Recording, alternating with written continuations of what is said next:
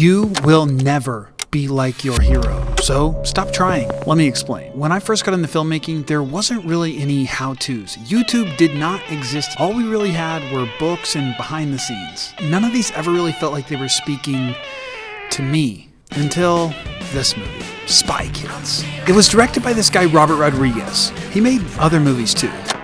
On each of the DVDs, he left a gift to us aspiring filmmakers. Of course, this placed him on a pedestal in my life, and I believed I should be following in his footsteps, doing every single thing he did. I took his book, Rebel Without a Crew, How a 23-year-old filmmaker with $7,000 became a Hollywood player, as more of an instruction manual than it was probably ever intended to be. And when 23 came and went for me and Hollywood never came knocking, I felt like a failure. And then last year I had a perspective change while listening to the updated Audible version of Robert's book. Throughout the reading of the book, he was adding new commentary to the things that happened, and he kept going back to this note. This doesn't happen. So should we give up? I don't think so.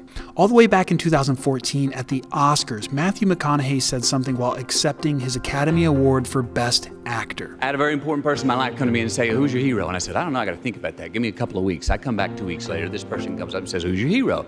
I said, "I thought about it. You know who it is?" I said, "It's me in 10 years. So I turned 25, 10 years later. That same person comes to me and goes, "So are you a hero?" And I was like, "Not even close. My hero is me at 35. So you see, every day, every week, every month, and every year of my life, my hero's always 10 years away. I'm never gonna be my hero. I'm not gonna attain that. I know I'm not, and that's just fine with me because that keeps me with somebody to keep on chasing." This is the perspective we need to have. You will never be like your hero, so change your hero. Be the person you want to be 10 years from now.